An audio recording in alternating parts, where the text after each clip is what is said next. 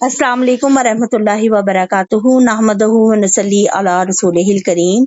अम्मा बाद फ़अऊज़ु बिल्लाहि मिनश शैतानिर रजीम बिस्मिल्लाहिर रहमानिर रहीम रब्बि इश्रह ली सदरी व यस्सिर ली अमरी वहलुल उक़दतम मिन लिसानी यफ़क़हू क़ौली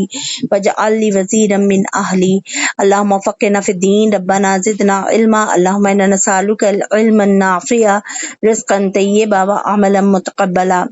रब्बि यस्सिर वला तुअस्सिर वतम्मिम बिल खैर अल्लाहुम्मा इन्ना नसअलुकल आफियत वल मुआफ़ा फिद दुनिया वल आखिरह आमीन सुम्मा आमीन। प्यारे सिस्टर, आज जो आयत नंबर 42 है इसकी अहमियत इस वजह से भी बहुत ज़्यादा है कि जो हमारे दीन में हलाल व हराम के तसव्वुरात हैं तो उनके कितने, यानी कि अगर हम हलाल के रास्ते पर चलते हैं तो कितने पॉजिटिव असरात हैं, और अगर हराम जो है, हराम चीज़ जो है वो उसके क्या असरात हैं। इस लिहाज से इन आयात को आपने इस पस मंजर में समझना भी है और अपनी जिंदगी में जो है इसको प्रैक्टिकली जो है वो लागू भी करना है।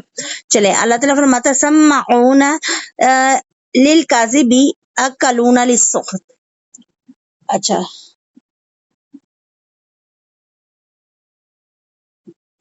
अल्लाह ताला फरमा रहे हैं बहुत सुनने वाले हैं झूठ को, बहुत खाने वाले हैं हराम को, फिर अगर वो तेरे पास आए तो उनके दरमियान फैसला कर या उनसे मुंह फेर ले, और अगर तू उनसे मुंह फेर ले तो हरगिज तुझे कुछ नुकसान ना पहुंचाएंगे, और अगर तू फैसला करे तो उनके दरमियान इंसाफ के साथ फैसला कर, बेशक अल्लाह इंसाफ करने वालों से मोहब्बत करता है। देखें, यहाँ पर जो बात आई है ना, एक सबसे पहली तो आई है सम्माऊन लिल काजिब।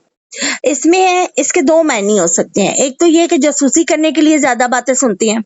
ऐसे लोग भी होते हैं ना माशरे में जो किसी, अच्छा इसको अगर हम उस दौर के हवाले से देखें तो मुनाफिकीन थे, मुसलमानों की जासूसी करने के लिए मुसलमानों की मजलिसों में घुसते थे, बातें सुनते थे और फिर उनको कुफार तक पहुंचाते थे। ठीक, ये तो 1400 साल पहले मुनाफिकीन की यह हालत थी। और दूसरी बात ये भी थी कि वो उनके असरात कबूल करने के लिए, उनकी बातें मानने के लिए उनकी मजलिसों में शरीक होते थे। आप जरा इस तरफ आ जाएं कि इस तरफ आजकल के माशरे में भी ये हालात हैं कि अगर कोई एक जमात नेक है और वो उसके बारे में फैसले कर रही है और उसके बारे में यानी कोई उसका लाहे अमल इख्तियार कर रही है नेक अमल को यानी कायम करने के लिए, दीन को कायम करने के लिए, तो उसमें भी जासूसी का खतरा हो सकता है, ऐसे एलिमेंट आ सकते हैं। ठीक, और हमारे अपने जो एक जमात की अंदर से निकल के लोग मुनाफिकीन जो गद्दारी करते हैं तो फिर उनकी सजा भी बड़ी सख्त है। और आप याद रखें कि अल्लाह ताला का जमात के सर पर हाथ होता है। यहाँ पर मैं और आप दुआ करते हैं कि अल्लाह ताला हमारे घरों को भी एक जमात बनाए, हम कुरान पढ़ने वालों को भी जमात बनाए, और अल्लाह ताला हमें बदियों से महफूज रखे और मुनाफिकीन से महफूज रखे। ठीक है, घर की बात मैंने इसलिए की है कि घर एक यूनिट है, मुआशरे का एक हिस्सा है जिसके जरिए से मुआशरा बनता है, एक खानदान एक यूनिट है। तो अल्लाह ताला इसको भी एक ऐसी बाअमल जमात बनाए जो अल्लाह के दीन पर अमल करें और उस जमात पर अल्लाह का हाथ हो। और फिर आप देखें कि अहलुल कुरान है, जो दीन नाफिज करने वाले लोग हैं, उनकी भी अल्लाह ताला जमात बनाए ताकि इस दुनिया में जो अल्लाह ताला ने हमें खलीफा बनाकर काम सौंपा है हम उसके ऐन मुताबिक जो है वो अपने अमल कर सके। ठीक, ये बात आपने समझ लेनी है। अब ये बात है कि यहाँ पर जासूस होते हैं ऐसे लोगों के जो नेक काम करना चाहते हैं या दीन को अमल में लाना चाहते हैं या दीन कायम करना चाहते हैं, तो उनसे बचना है। अब अक्लूना लिस्सुख्ती, कि वो हराम खाते हैं। ठीक है, बहुत ज्यादा हराम खाने वाले हैं। अब लिस्सुख्ती का मतलब जो है ना, इसका मतलब ये है कि मिटाना और हलाक करना। ठीक, तो इट्स मीन कि जो हराम है ना, जो हराम है वो इंसान की नेकियों को अकारत कर देता है, खत्म कर देता है। और फिर जब नेकियां मिटती हैं तो आप खुद सोचें कि वो इंसान भी फिर फना हो जाता है, उसकी हालत भी बदतर हो जाती है और उसका ना दुनिया में कोई फायदा होता है ना आखिरत में। तो अल्लाह हमें ऐसे नुकसान और ऐसे हराम से बचाए। अब ये लोग भी जो थे ये हराम माल खाने की वजह से, लेने की वजह से जासूसी किया करते थे। फिर इसी तरह से आजकल हमारे मुआशरे में ये हराम किस तरह से सरायत कर रहा है कि जैसे اللہ تعالیٰ کے نبی صلی اللہ علیہ وسلم نے کہا کہ رشوت لینا اور دینا حرام ہے.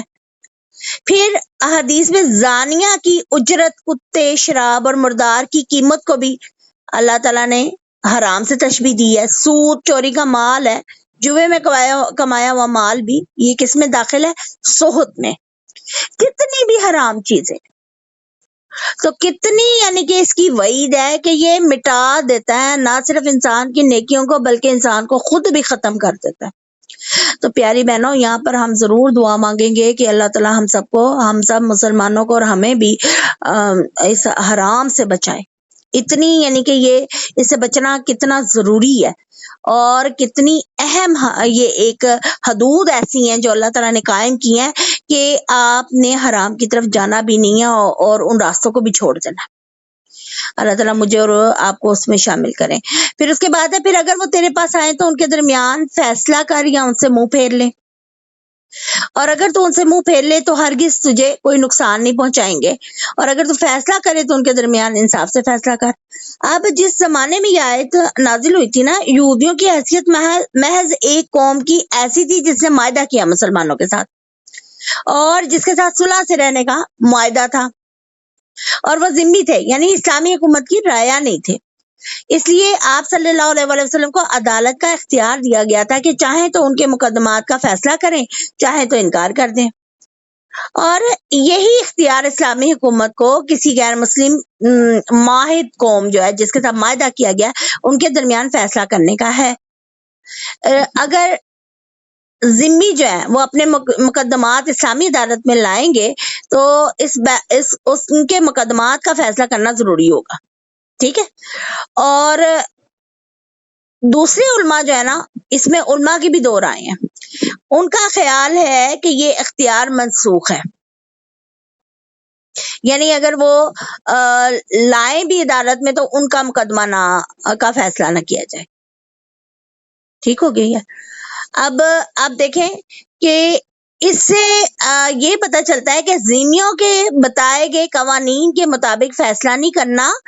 گورنمنٹ آف اسلام جو ہے جب اس کے پاس کوئی مقدمہ آتا ہے تو اس کا فیصلہ جو ہے وہ اکارڈنگ ٹو دین اسلام ہی ہوگا، ان کے قوانین کے مطابق نہیں ہوگا. جیسے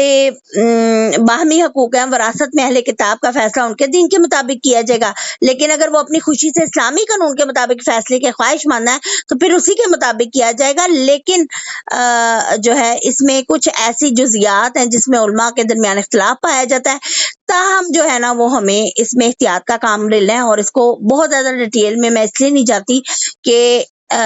اتنا ہی سمجھ لینا ہمارے لیے کافی ہے. آگے اللہ تعالیٰ جو ہے وہ ہمیں حکمت عطا کرے اور ہم بہترین طریقے سے عمل کر سکیں اس معاملے میں. اب اللہ تعالیٰ کہتا ہے وَكَيْفَ يُحَكِّمُونَكَ وَعِندَهُمْ تورات، اور وہ تجھے کیسے منصف بنائیں گے جب ان کے پاس تورات ہے جس میں اللہ کا حکم ہے، پھر وہ اس کے بعد بھی یہ جانتے ہیں اور یہ لوگ ہرگز مومن نہیں ہو سکتے. یعنی ان کی جہالت اور عناد کا یہاں پر بیان ہے، یعنی وہ جانتے ہیں کہ جو مقدمہ وہ آپ کے پاس لا رہے ہیں اس کا فیصلہ تورات میں موجود ہے، تاہم آپ کے پاس اس لیے مقدمہ لاتے ہیں کہ شاید آپ کا فیصلہ تورات کی نسبت کچھ ہلکا ہو. لیکن جب آپ کا فیصلہ بھی وہی ہوتا ہے جو تورات کے اصل احکامات اللہ تعالیٰ نے نازل کیے تھے، تو وہ اسے ماننے سے انکار کر دیتے ہیں، جس سے ثابت ہوتا ہے کہ نہ تو وہ تورات پر ایمان رکھتے ہیں اور نہ آپ پر. اصل میں یہ اغراض کے بندے یعنی اپنی غرضوں کے بندے ہیں، اور ان کا مقصد کیا ہے کہ دنیاوی حیات میں ہی وہ فائدے سارے اٹھائیں اور اللہ کے حکم پر عمل ہی نہ کریں. ٹھیک. اب آپ یہ دیکھیں کہ تورات میں ہم نے ایک واقعہ میں نے آپ کو پہلے بھی تفصیل سے بتایا تھا کہ زانی کے لیے تورات میں واضح حکم اللہ کا موجود ہے کہ رجم کیا جائے. ٹھیک ہے. اور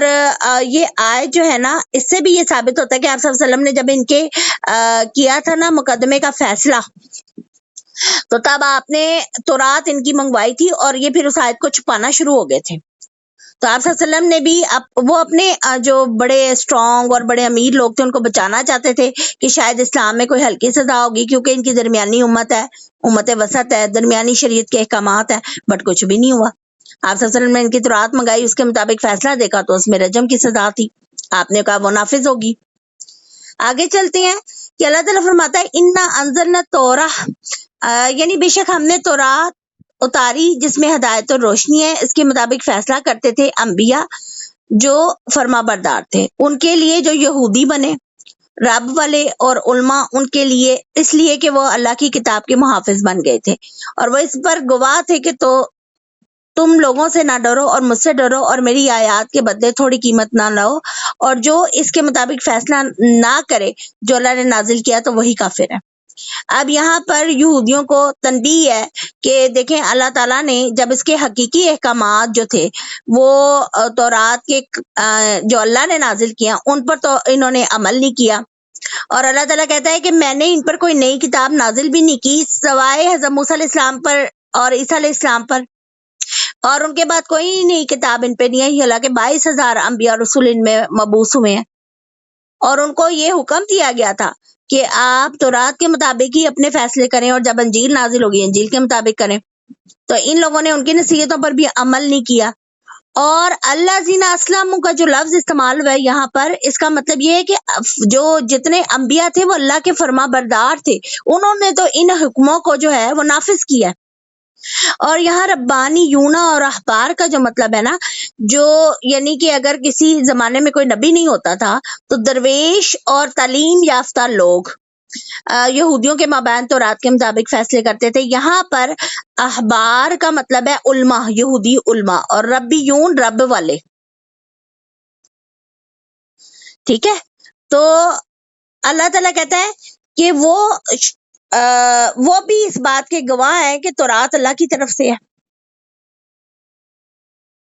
اور اللہ کی جو کتاب ہے وہ بطور امانت ان کے سپرد کی گئی تھی، اور وہ اس کے مطابق فیصلے کرتے تھے۔ یہ اس بارے میں ہو رہا ہے کہ جو لوگ حقیقی معنوں میں جو تھے اللہ والے تھے، رب والے تھے، اور علم حاصل کرتے تھے، اور تورات کی حفاظت کے ذمہ دار اور تو بہت سارے تھے۔ اللہ نے یہاں پر یعنی کہ محافظون جو ہے بتایا ہے کہ یہ لوگ حفاظت کرنے والے تھے تورات کی، لیکن آپ یہ دیکھیں کہ تورات کی حفاظت تو یعنی یہ لوگ کرتے تھے جو علماء اور رب والے لوگ تھے، مگر قرآن مجید جو ہے اس کی شریعت اور قرآن مجید کو اور شریعت محمدیہ کی حفاظت کا ذمہ اللہ نے خود اٹھایا، جیسے سورہ ہجر میں ہم لوگ پڑھتے ہیں نا، اِنَّا نَحْنُ نَزَّلْنَا اِنَّا نَحْنُ نَزَّلْنَا الذِّكْرَ وَإِنَّا لَهُ لَحَافِظُونَ، کہ ہم نے اس ذکر کو نازل کیا اور ہم ہی اس کی حفاظت کرنے والے ہیں، بے شک ہم نے یہ نصیحت حاصل کی اور بے شک ہم اس کی ضرور حفاظت کرنے والے ہیں۔ اگرچہ قرآن کی حفاظت کا کام اللہ تعالیٰ نے علماء اور ربانین سے ہی لیا ہے، مگر حفاظت کا ذمہ کیونکہ اللہ تعالیٰ نے خود اٹھایا ہے، تو اس کی وجہ سے یہ جو ہے نا فرق صاف نظر آتا ہے کہ تورات کی کتنی حفاظت ہوئی ہے اور ان کی کتنی، قرآن کی کتنی ہو رہی ہے، ٹھیک ہے۔ تو فلاش تخشون ناسا وخشونی، یعنی تم بھی اپنے انبیاء اور بزرگوں کے نقش قدم پر چلو، اور تورات میں کوئی تحریف نہ کرو، اور نہ اسے چھپا کر نہ غلط مسئلہ بتا کر دنیا کا فائدہ اٹھاؤ، کیونکہ دنیا جتنی بھی قلیل و حق بات کہنے میں اور محمد صلی اللہ علیہ وسلم کے جو حالات اس میں مذکور ہیں اس کے بیان کرنے میں لوگوں کی پرواہ مت کرو، نہ ان سے ڈرو، بلکہ اللہ تعالیٰ کہہ رہے ہیں یہاں پر کہ میرے سے ڈرو۔ اور حکام پر اللہ تعالیٰ نے جو نافذ کرتے ہیں نا، ان پر 3 لازم کی ہیں چیزیں اللہ نے، کہ وہ خواہش کی پیروی نہ کریں، صحیح فیصلہ کرنے میں لوگوں سے نہ ڈریں، اور رشوت لے کر غلط فیصلے نہ کریں۔ یہ سب قرآن کی باتیں ہیں، ٹھیک ہے۔ ایک سورہ صاد میں اللہ نے بیان کیا، ایک سورہ مائدہ میں، اور ایک چیز جو اللہ تعالیٰ نے وہ بیان کی ہے یعنی اس میں سورہ المائدہ ہی کی آیت نمبر 44 میں بھی اللہ نے بیان کیا۔ آگے چلتے ہیں، اللہ تعالیٰ فرماتا ہے کہ وَكَتَبْنَا عَلَيْهِمْ فِيهَا النَّفْسٍ بِالنَّفْسِ، اور ہم نے ان پر لکھ دیا ہے جان کے بدلے جان، آنکھ کے بدلے آنکھ، ناک کے بدلے ناک، اور کان کے بدلے کان، اور دانت کے بدلے دانت، اور سب زخموں میں بدلہ برابر ہے۔ پھر جو اس کا ساتھ کا صدقہ کر دے تو وہ اس کے لیے کفارہ ہے، اور جو اس کے مطابق فیصلہ نہ کرے جو اللہ نے نازل کیا تو وہی لوگ ظالم ہیں۔ یعنی آپ یہ دیکھیں کہ اللہ تعالیٰ نے یہاں پر یہودیوں کو بھی ڈانٹ پلائی ہے، اور یہ بتا دیا ہے کہ جنہوں نے باقی حکموں کو تبدیل کر دیا ہے، ان حکموں کو ان پر عمل کرنا انہوں نے ختم کر دیا، اور مسلمانوں کے لیے بھی یہ احکامات دیے۔ اور ایک بات اور یاد رکھیں کہ رسول اللہ صلی اللہ علیہ وسلم کا یہ فرمان ہے کہ وَأَنَّ اللَّهَ يُقْتَلَ مُسْلِمٌ بِالْكَافِرِ، یعنی کافر کے بدلے مسلمان کو نہیں قتل کیا جائے گا۔ اس کی وجہ یہ ہے کہ کافر مومن کے برابر نہیں ہو سکتا۔ تو یہ بات جو ہے یہ اللہ تعالیٰ نے یہاں پر بیان کی ہے، ٹھیک ہے، کہ قصاص جو بھی ہے اور جو بھی کفارہ ہے جو اللہ تعالیٰ نے طے کیا اس کے مطابق فیصلہ ہوگا، اس کے علاوہ نہیں۔ اب مسلمانوں کے بھی زوال کے جو اسباب ہیں نا سب سے بڑے یہی ہیں کہ وہ قرآن اور سنت کے ایسے صریح جو اللہ تعالیٰ نے احکامات دیے ہیں ان کی مخالفت کرتے ہیں۔ ٹھیک ہو گیا۔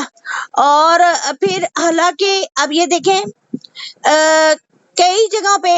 وہ بدل بھی دیتے ہیں نا کہ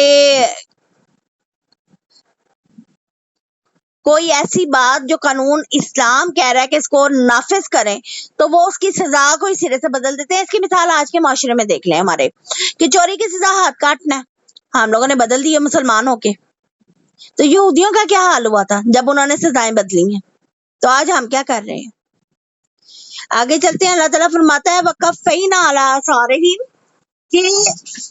ہم نے ان کے پیچھے ان کے قدموں کے نشانوں پر عیسیٰ ابن مریم کو بھیجا جو اس سے پہلے تورات کی تصدیق کرنے والا تھا، اور ہم نے اسے انجیل دی جس میں ہدایت اور روشنی تھی، اور اس کی تصدیق کرنے والی جو اس سے پہلے تورات تھی، اور متقی لوگوں کے لیے ہدایت اور نصیحت ہے۔ یعنی بالکل پے در پے کا مطلب یہ ہے کہ اللہ تعالیٰ کے احکامات کی ہی توسیع کرنے کے لیے انجیل آئی ہے، جس نے تورات کے احکامات کی توسیع کی ہے، اور تورات سے پہلے جس طرح تورات پہلے لوگوں کے لیے یہ ہدایت اور نصیحت تھی، اسی طرح انجیل جو ہے وہ اللہ تعالیٰ نے بھیجی تورات کے بعد متقی لوگوں کے لیے ہدایت اور ان کی نصیحت کے لیے۔ اب یہ بات یاد رکھیں کہ اب شریعت محمدیہ آنے کے بعد یہ دونوں شریعتیں منسوخ ہو چکی ہیں، اور ان کے جو اہم حکم اللہ تعالیٰ نے یعنی تورات اور انجیل میں اللہ تعالیٰ نے جو نازل کیے تھے وہ سب کے سب جو ہیں ان کی توثیق قرآن میں کر دی گئی ہے۔ اب ہم شریعت محمدیہ کے عین مطابق ہی وہ احکامات جو ہیں ان پر عمل کریں گے۔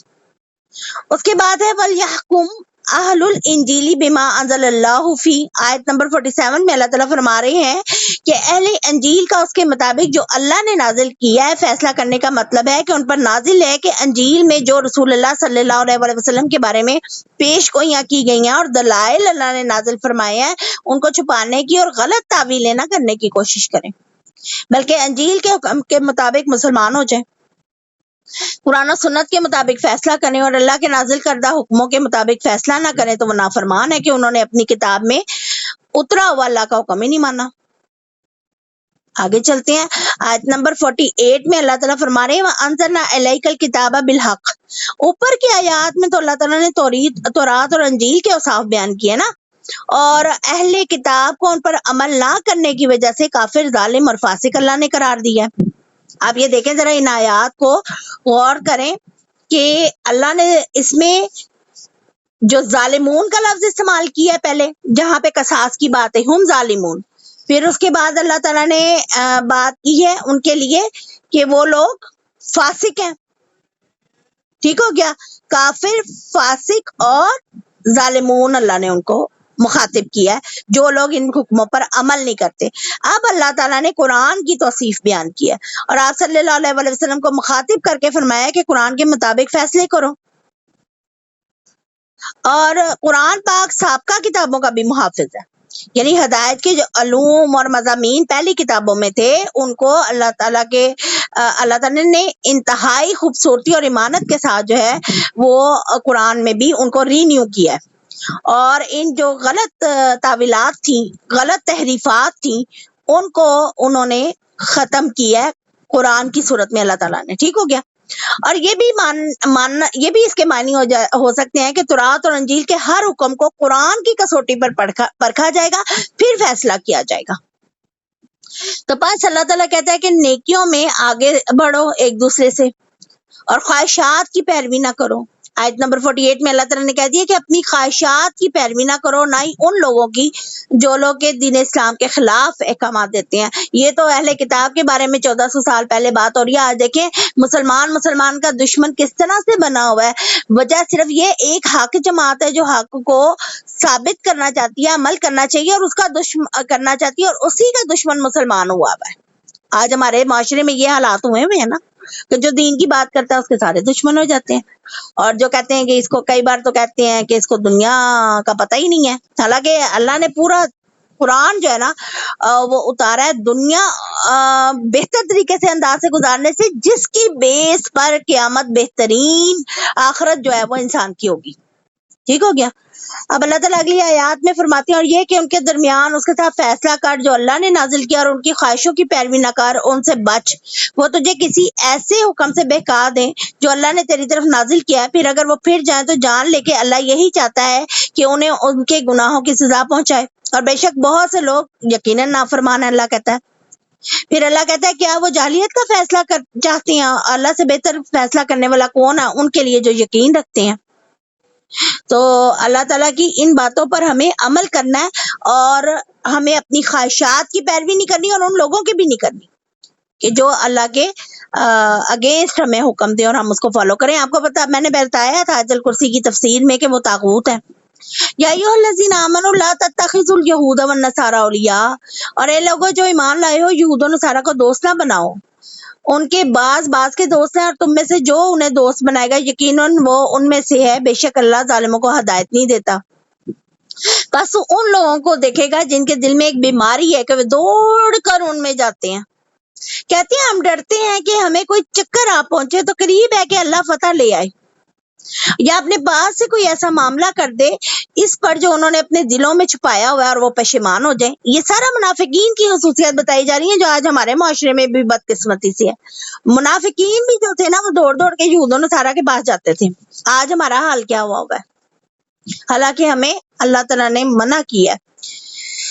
اوکے ان کے ساتھ، ہمیں یہود و نصارہ کے ساتھ کوئی دوستی بھی نہیں رکھنی ہے۔ اچھا، آیت نمبر 53 ہے آج کی آخری آیت، اور وہ لوگ جو ایمان رکھتے ہیں وہ کہتے ہیں کہ یہی اللہ ہے جنہوں نے اپنی پختہ قسمیں کھاتے ہوئے اللہ کی قسم کھائی تھی کہ بلا شبہ وہ یقیناً تمہارے ساتھ ہیں، ان کے اعمال ضائع ہو گئے پس وہ خسارہ اٹھانے والے ہیں۔ کہ جو لوگ منافق ہیں اور پختہ قسمیں اللہ کی کھاتے ہیں، پھر بھی اس کے باوجود جو ہیں وہ پھر جاتے ہیں، جب مسلمانوں کی باری آتی ہے تو پھر یہ اس سے یعنی کہ بالکل ختم ہو جاتا ہے ان کا تعلق اسلام سے۔ ٹھیک ہے، اور اچھا یہ ایک اور آخری آیت جو ہے وہ بھی پڑھ لیتے ہیں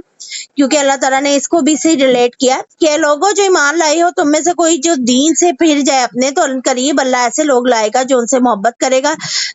ان سے محبت کرے گے اور اللہ ان سے محبت کرے گا۔ مومنوں پر وہ بہت نرم ہوں گے اور کافروں کے مقابلے میں وہ بڑے سخت ہوں گے۔